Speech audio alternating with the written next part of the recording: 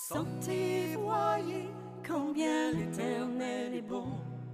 Sentez, voyez combien l'Éternel est bon. L'Éternel est mon berger, je ne manquerai de rien.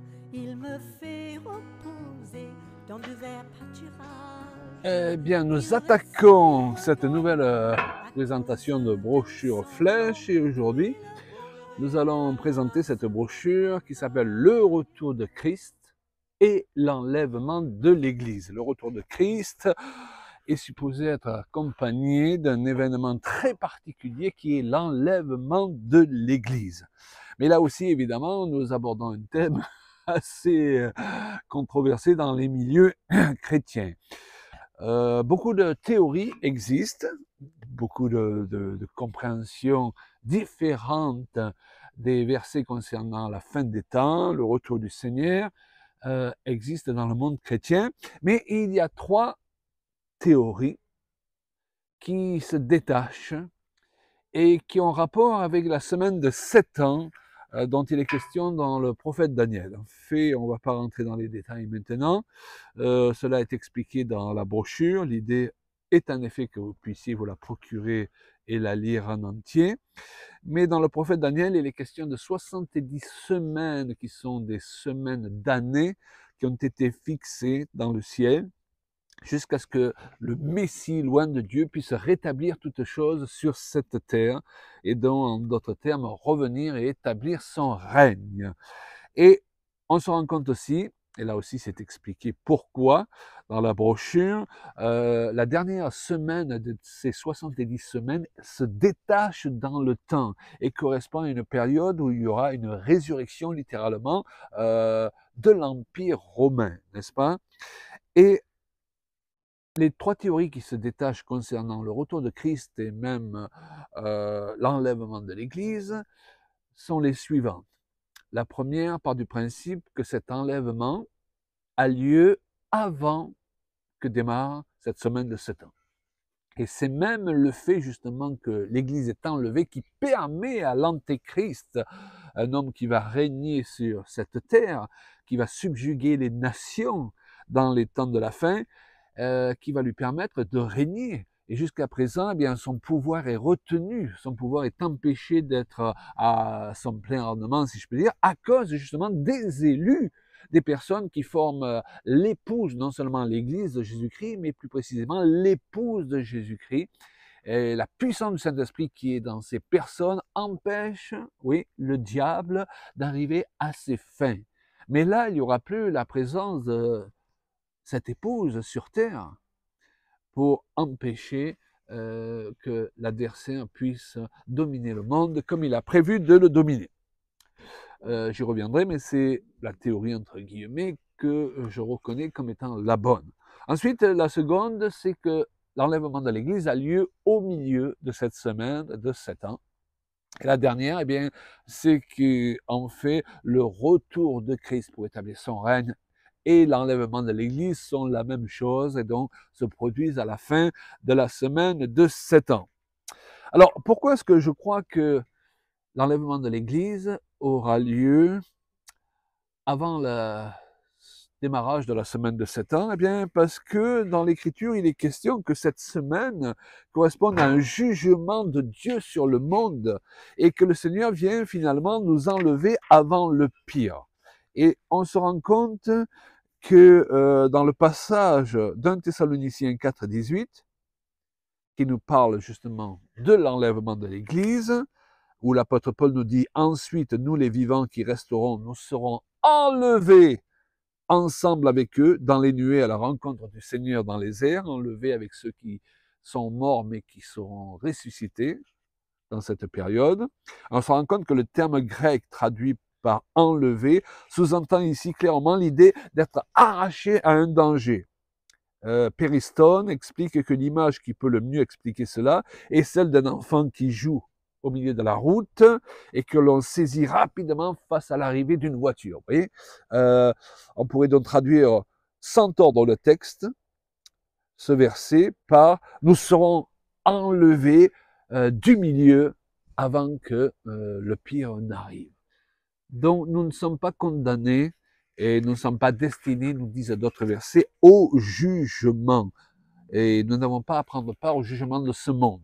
Et comme je l'ai précisé dans une autre vidéo, cela ne veut pas dire que l'Église ne sera pas persécutée, qu'elle évitera toute persécution. Non, on n'est pas dans cette conception de l'évangile de prospérité. Mais cette période-là, nous n'avons rien à y faire si nous sommes un chrétien qui marche sincèrement avec le Seigneur et qui est rempli du Saint-Esprit et donc qui correspond à une vierge sage qui s'est préparée pour la venue de l'époux. Ensuite, eh bien, vous avez vu que dans ces vidéos, nous partageons des visions que différentes personnes ont reçues parce que nous croyons que eh bien, la parole nous enseigne que les visions, les songes, différentes formes par lesquelles Dieu nous parle, surnaturelles, eh bien, font partie vraiment de la vie chrétienne normale et ne doivent pas être des exceptions. Et lorsque Dieu va faire quelque chose d'extraordinaire, c'est la moindre des choses qu'il nous parle et qu'il nous prévienne vis-à-vis de ces choses-là. Nous l'avons vu pour le réveil et il en est de même, évidemment, pour l'enlèvement. Beaucoup de personnes, que ce soit des hommes et des femmes de Dieu qui servent dans un ministère particulier, ou même des enfants, eh bien, ont eu des visions dans lesquelles ils ont vu l'enlèvement de l'Église. Ron White dit, j'en ai vu beaucoup qui étaient laissés derrière. Tommy Hick a vu que de nombreux chrétiens ne répondaient pas à l'appel que Dieu adressait à son peuple dans ces temps, bien au contraire, parce que beaucoup refusèrent l'onction que Dieu voulait leur communiquer. Et je tiens à vous dire que beaucoup resteront derrière. Ça ne veut pas dire que les gens vont perdre leur salut, ça c'est très important de comprendre, mais parce qu'ils ne font pas partie de ces vierges remplies de l'esprit. Pourquoi? Parce qu'ils ne comprennent pas les choses de l'esprit. Et quand l'esprit veut se manifester avec une vague nouvelle qui ne correspond pas aux habitudes qu'elles ont eues et développées pendant des années, elles disent « Ah, ça c'est pas de Dieu, ça c'est du diable ».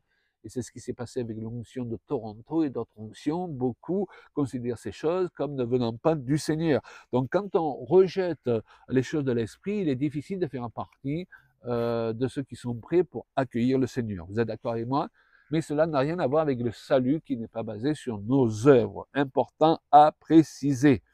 Et Kenneth Hagin, dans une vision qu'il a eue, confirme cela en disant c'est le Seigneur qui lui parle. Beaucoup de mes enfants n'accepteront pas le mouvement de mon esprit, s'en détourneront et ne seront pas prêts pour me rencontrer lors de ma venue. David Wilkerson a vu l'enlèvement dans un rêve et dit avoir ressenti la détresse de ceux qui restaient derrière parce qu'ils n'avaient pas vécu pour Dieu. Beaucoup de gens acceptent Christ comme sauveur, mais ne vivent pas obligatoirement pour Christ. Pendant le temps qu'ils passent sur cette terre, ils ne cherchent pas à rentrer dans la destinée qui est la leur. Alors ça ne veut pas dire qu'ils sont perdus, mais ça veut dire qu'ils ne se qualifient pas pour faire partie de l'épouse qui doit être enlevée. Alors, précisons, est-ce que la notion d'enlèvement tient la route? Est-ce que c'est bien biblique? Mais bien sûr, ça fait partie de la manière de faire de Dieu. Enoch fut enlevé, Genèse 5, 24. Enoch marcha avec Dieu, puis il ne fut plus parce que Dieu le prit. Waouh! Élie fut enlevé, 2 Rois 2, 11. Comme il continuait à marcher en parlant, voici un char de feu et des chevaux de feu les séparèrent l'un de l'autre, et Élie monta au ciel dans un tourbillon. Waouh! Et Jésus, évidemment, il a été enlevé à la vue de ses disciples.